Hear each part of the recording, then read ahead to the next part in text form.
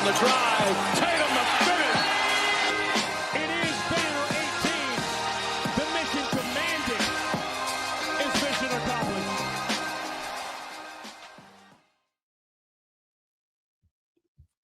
What's up, everyone? This is Noa Dalzell, and I'm here with another episode of You Got Boston.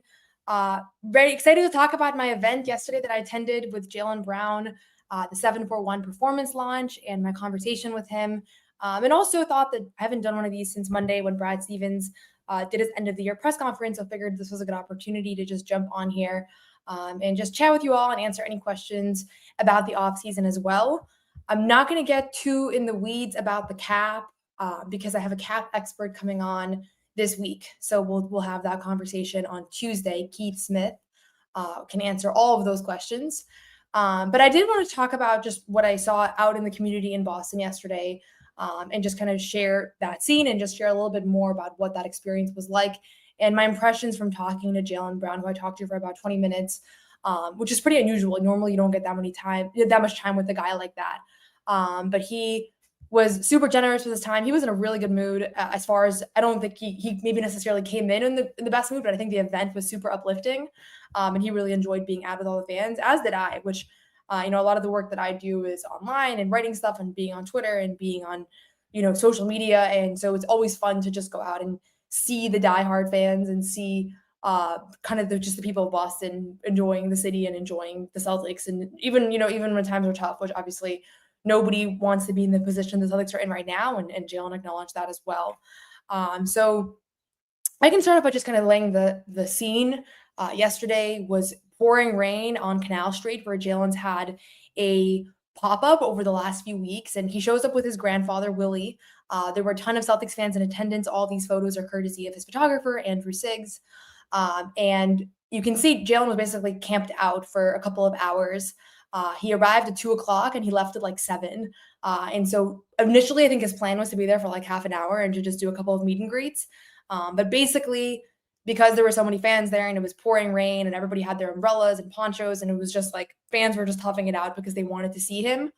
He basically said, we were supposed to still be playing right now. So because we're not playing, I have all the time in the world and I'm going to spend this time just kind of hanging out with all the fans that are here. And so fans were stopping by. It was not like a quick meet and greet where you take a quick photo and the next guy goes. And I go to these events all the time. Like I go to meet and greets all the time with players and take photos and talk to fans and get interviews. So I'm pretty familiar with how these work. This was completely different than any event that I've ever attended because he basically said, I don't have a time limit. I'm going to make sure that every single person that arrived here, every single person that has a story they want to tell me or a question they want to ask gets to do that. And he entertained it. And some people went by multiple times, and the whole time that he was talking to fans, there was a DJ in the background that was kind of trying to usher the event forward and kind of move the conversation along so that he could get to everybody. And Jaylen was basically like, you can take all the time you need because we're going to make sure that everybody here gets a few minutes. And so the event itself was for the launch of his white noise sneakers, which is the rover shoes that he's been wearing for most of the season. I think it's the most common shoe that he's been wearing. And those shoes have actually not been available to the public. There's 2 other sneakers in 741 Performance that have been available. That's the gray and the black sneakers. So the 741 sent me the gray ones. They're super comfortable. Like I'm pretty picky with basketball shoes. They were very comfortable. You can tell that they're a little bit different than your regular shoes. And maybe it's placebo, but like I felt like I could jump a little bit higher, which is still not very high.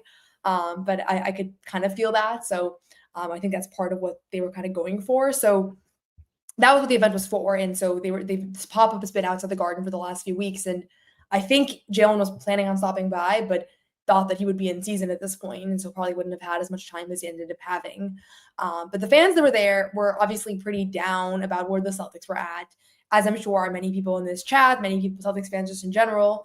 And I think they kind of viewed, from my conversations with people, they kind of viewed this as an opportunity to like kind of ground themselves and talk to one of their favorite players, if not their favorite player, and just kind of remember that like the future is bright and everything's going to be okay. And like at the end of the day, it's just sports, and like, the connections, the community, all of that kind of persists beyond that. So I didn't really know what to expect. I didn't even know Jaylen was going to be at the event. I just figured I'd stop by. And then it ended up being this like really awesome experience where you have now dozens and dozens of players who are dozens and dozens of fans who are like all kind of therapeutic and feeling better as they speak to Jaylen, speak with one another, and all of that. And I think the general sentiment is everybody thinks the Celtics should still be playing right now, right? I think Jaylen feels that way. I think the fans feel that way, and all of that. So I'll talk a little bit about kind of what he shared, and I have a full story on Celtics blog that I'll drop in the chat. But you can, if you prefer to read, you can do that as well. But here's the story. I'm just dropping a link, so feel free to click and you can read everything that he said as well. But basically, I talked to him about kind of just the whole concept of how he came up with 7-for-1 performance, and I've talked to a lot of the people who are also in his corner and kind of have been working on this project with him. It's been several years in the making, where he basically came up with this idea that he didn't want to sign with a major shoe company. I think a lot of people know that by now. And he instead said, I'm going to launch my own shoe, and I'm going to do it over the course of years. And this process started like 3 years ago. And one of his really good friends from home, Dante Tader, somebody that I spoke with for the story, basically said, when Jaylen said he was going to do it, we all knew, okay, if he says that he wants to do this, it's actually going to happen, because that's just how he is. And so talked a little bit to Jaylen. Basically what he said about the process of becoming an entrepreneur is that, and I'll read some of the quotes, but he said the number one priority for him was just having like a high quality product. And he said the biggest risk when you start your own company is the quality of the product that you're putting out. So that's what I was mostly concerned with. He said, I didn't really get a chance to perfect the design, but the quality of the shoes that everybody buys, that they're buying right now, are the exact same shoes that I was wearing in the playoffs, which I didn't realize. But he said, most athletes don't actually wear the exact same shoe that the fans buy. And so, like he said, Kobe Bryant was not wearing the same shoe that are now you can go buy. Like, that's just not the way that it works. And so his intention was making sure that, like, if you are a fan, you are wearing the exact same shoe that the player is wearing. And so that's kind of what the process is. And one of the things that he said I found was interesting was, he said, this is probably one of the things I'm the most proud of in my life. I've lectured at 5 universities. I'm an MIT fellow. I've done a lot of things in my career on and off the court, been a champion, I've gone to Mecca, and launching his own shoe was kind of up there with all of that. So effectively, I just kind of asked him about the process of starting this company, which has obviously been a big part of his past year. And he's just so excited to talk about it, which I think is part of why the event kind of cheered him up, because there were so many people there wearing 7-for-1 attire from head to toe, getting free shoes. The first 10 people that were there got free shoes. And so it's kind of celebrating that. And so everybody that was there was supporting him. And I think one of the things that he said, and I'll talk a little bit just about his general tone and perspective on the off season, was this feeling that, like, he knows that they're getting a lot of criticism right now, and he feels bad about kind of how everything went. And he knows about how, there's a lot of fans that are upset, and there's a lot of, complexities around the situation.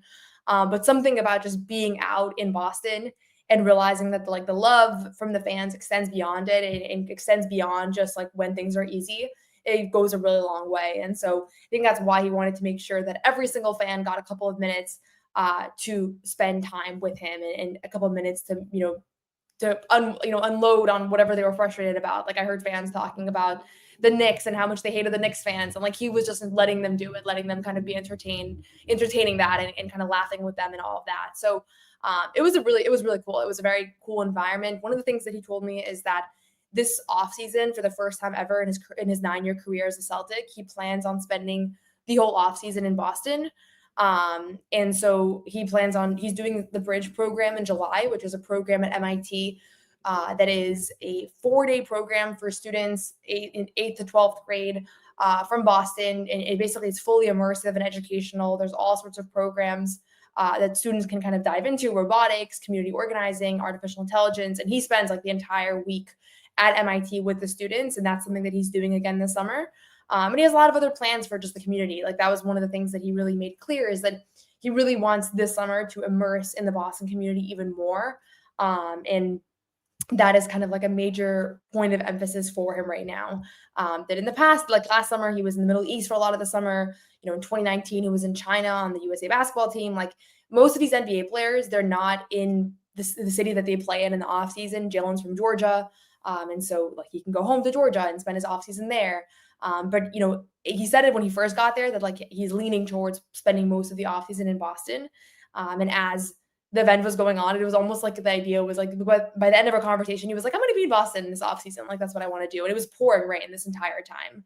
And so even I left the event at one point. He stayed past me, and I heard from people that he was literally there until the very last person left. And that it was pouring rain, and he was like, you can take my umbrella. You can, I don't need this umbrella. Fans can wait. And it was kind of on and off.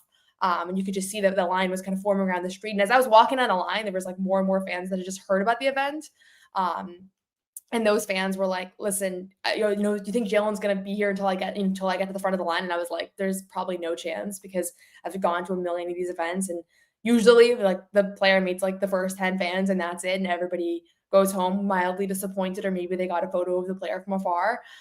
So this was a little bit different in that sense. But I think what it reminded me is, we're now 9 days out from when the Celtics were eliminated to the Knicks in Game 6. And it was very clear that Jaylen was still kind of processing everything that happened. And he told me multiple times, like, I expected to still be playing right now. He didn't expect to be in mid-May, free and available and having 6 hours for himself to hang out with fans on Canal Street. But he basically was like, he's going to figure out how to kind of navigate it from there.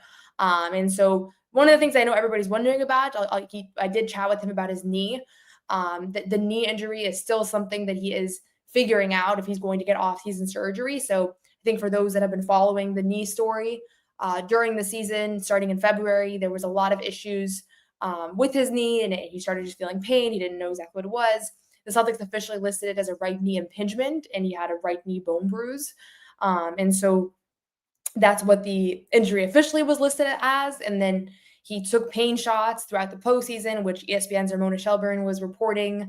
And then after the playoffs, Ramona Shelburne reported that he actually was playing through a partially torn meniscus.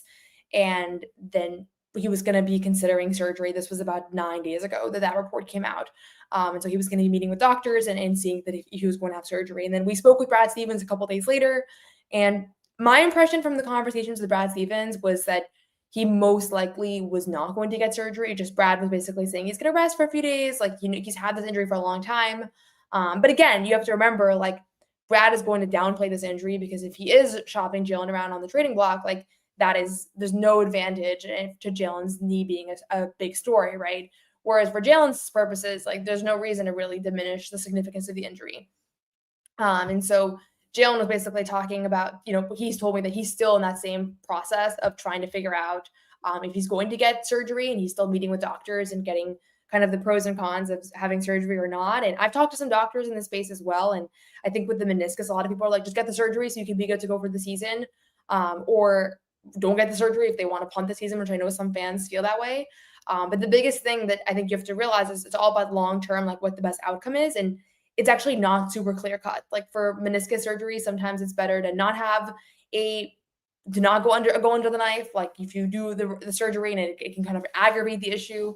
Nobody wants to have elective knee surgery. So if it's not critical to get knee surgery, then you don't have to do that. And then obviously, like if it's not going to get better, which if it's at a certain level, if it's torn, it's like not going to heal on its own unless you do repair it surgically. So I think he's in that kind of middle ground where it's not super clear. And sometimes that's the hardest place to be as an athlete. I know a lot of people have been wondering about whether Jason Tatum is going to get his wrist surgery done, because a lot of people have been kind of on top of that story since 2022 in the finals. And so it's one of those things where maybe if you're a fan at home, it's like really obvious that Tatum should repair his wrist, but if he's meeting with experts, there's a very good chance they're telling him, like, you're way better off not getting the surgery, or there's some risk involved. Anytime you have a surgery, like there's a risk involved. And I think Jaylen's kind of just weighing all the pros and cons. I've seen a lot of people wondering, like, why hasn't he had it yet? Because he's getting opinions. The season ended a week ago, and that's kind of what he explained to me. And he's also just kind of decompressing. He said he still hasn't talked to the Celtics organization.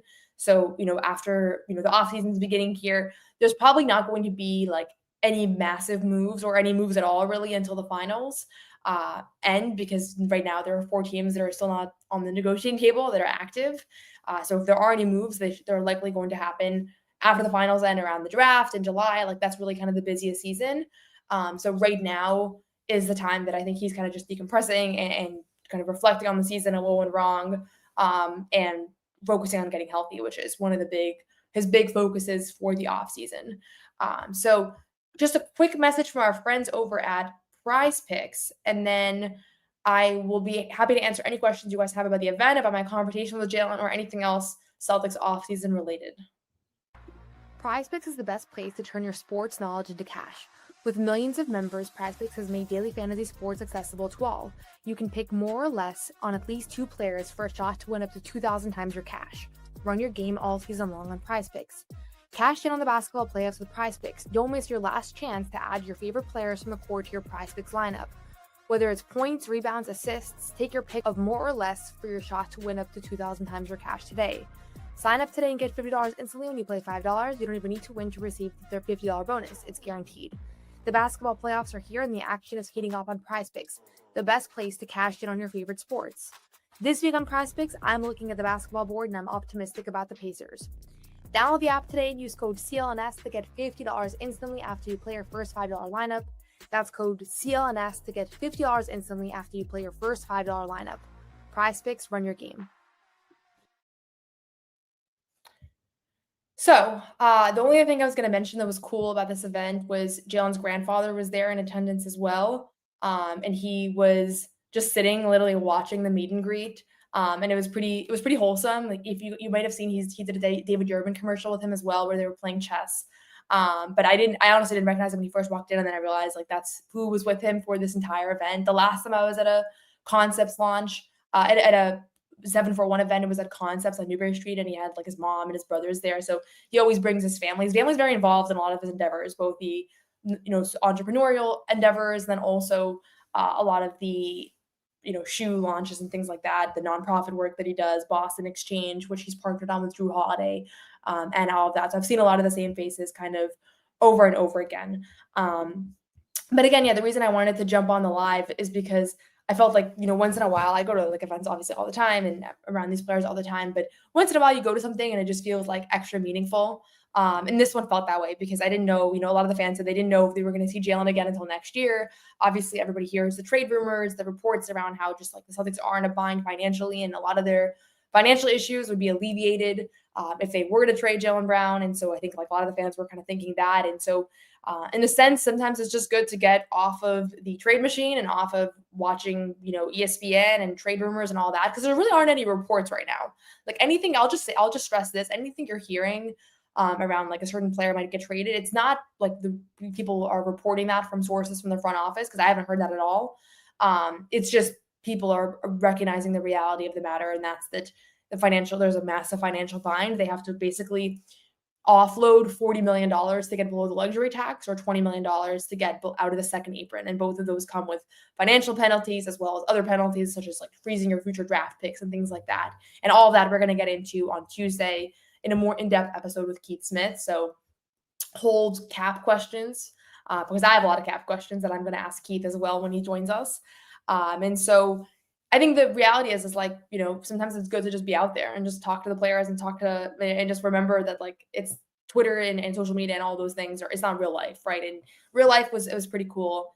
And real life sometimes feels a lot better, honestly. And that's what I kind of saw yesterday. And I think that's what Jaylen was realizing as well, who obviously sees the noise, scrolls through Twitter, all of that. So good point by Tom here. Like the Celtics very rarely have leaks. I think one of the only leaks that I can remember in recent years was like the Kevin Durant rumors. And then also obviously when Porzingis got traded to Boston, everybody knows Malcolm Brogdon was very loudly in those trade rumors as well. And you remember what happened there. Like that made it way harder afterwards because Malcolm Brogdon was kind of scorned that he was going to be traded that night to the Clippers.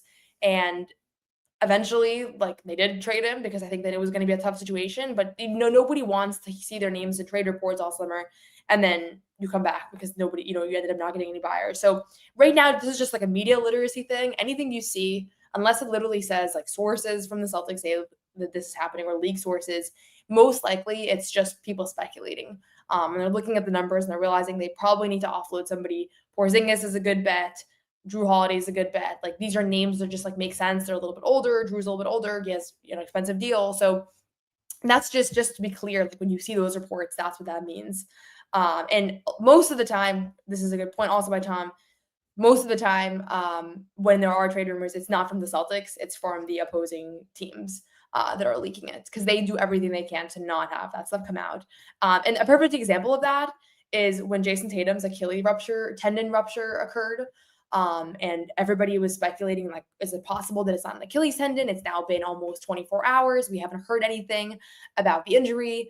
And everybody's wondering to themselves, like, maybe it's not an Achilles rupture. And I remember Sean Strania from ESPN went on SportsCenter and said, the Celtics are preparing for the worst. And I thought, like, okay, he must know, like, that they're about to get bad news. And then meanwhile, he had already had surgery. The Achilles tendon was already repaired.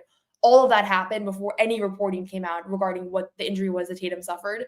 And the next thing that we all got was an email that basically just said Tatum had successful surgery to repair his Achilles tendon.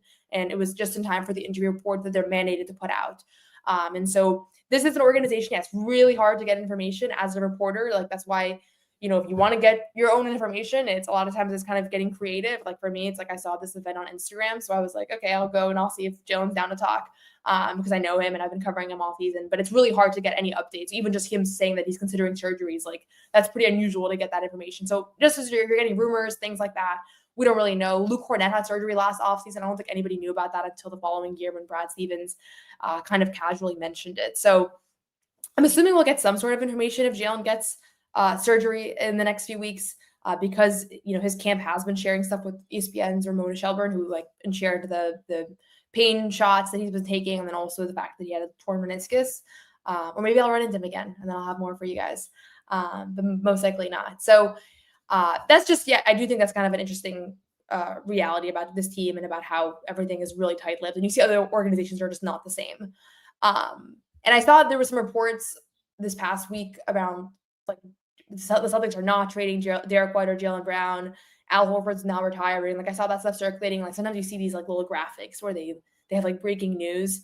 I don't think any of that is substantiated right now. Like, I would love for them to keep Derek White and Jaylen Brown and bring back Al Horford, because I think that's like the approach that I would push. And we'll do another episode where we can talk about kind of competing pathways. But I don't think even the front office knows right now, because everything is so soon. And I think the fact that Tatum suffered this, significant injury does kind of throw a wrench in their plans. And that's why when Brad Stevens was like, I can't really answer next year much, then, like, anything with the future, like, that's him kind of processing everything that happened. I will also say Al's mom is a valid source. I did speak with Al's mom during the year, and she was like, I would be very surprised if Al retired. I think he has a few good years left. So things can change. The big thing with Al is that, like, all the reporting pointed to him not retiring. And then, like, the big question is, does Tatum's injury change any of that? Like, if he doesn't think they can be a contender next year, does that change his thought process? That's the only question, because prior to the injury, I think there was a next to 0% chance that Al was going to retire.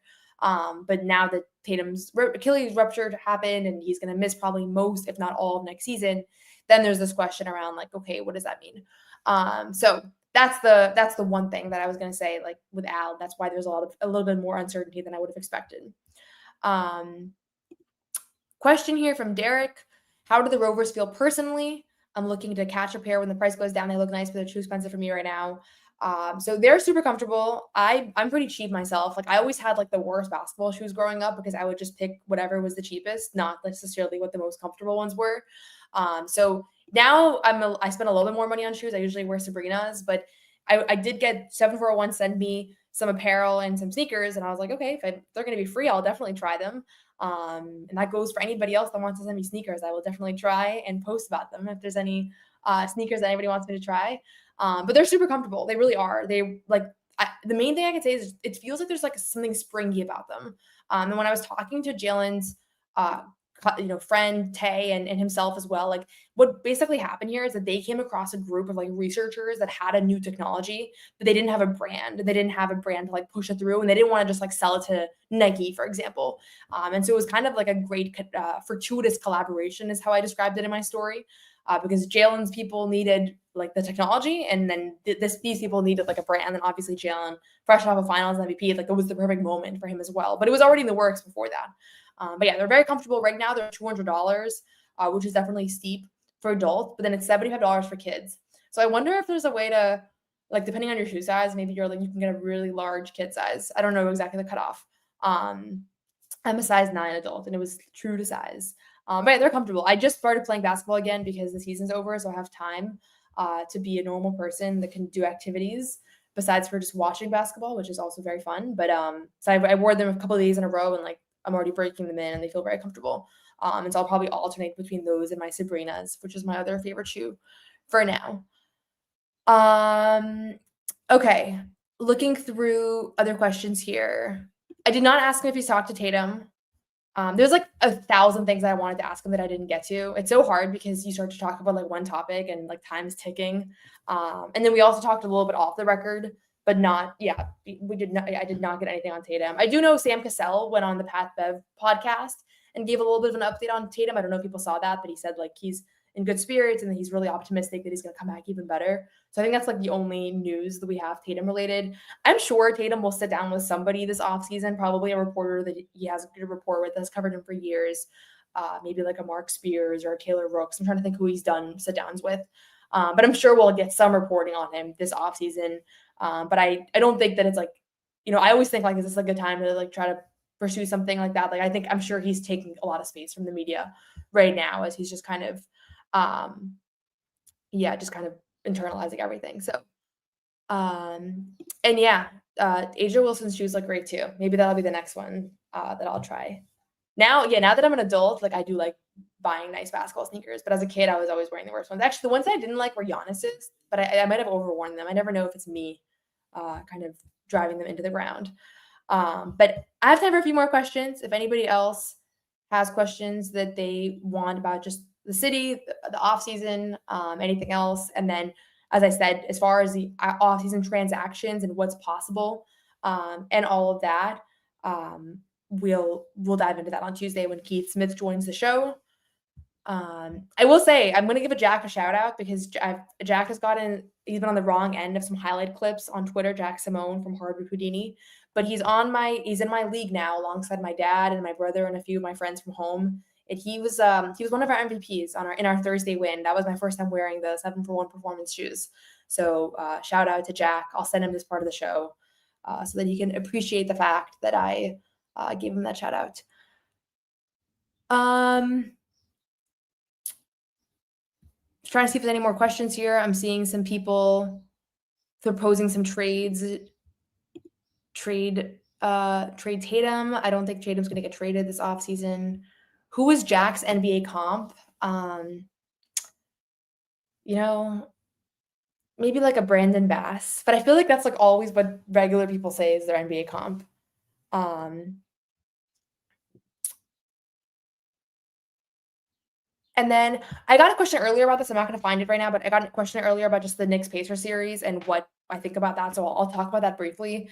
I think the thing about the Knicks-Pacers series that's fascinating is that it's almost the reverse of what happened in the Celtics-Knicks series, where the Knicks have led a lot of, they obviously led a lot of game one. They should have won that game, and then they choked it away. And once you choke a game away in the playoffs, especially when it's that early on and it puts you at a disadvantage where you're trailing the series 0-1, you've lost home court advantage, like everything's gone wrong. It's so hard to respond. It's so hard to bounce back from that. And so I do think that a lot of what you saw in the Knicks series is like they never should have lost game one, the same way the Celtics shouldn't have lost game one at home. And once you do, it takes so much mental resilience to not do it again. And the Knicks were playing from behind for a lot of that game too. And obviously Pascal Siakam was like the guy in that game. But to me, the biggest thing that I think you take away is like everybody's saying that the Pacers have been awesome and the Knicks have been terrible in the series. It's still been down to the last minute, both of these games.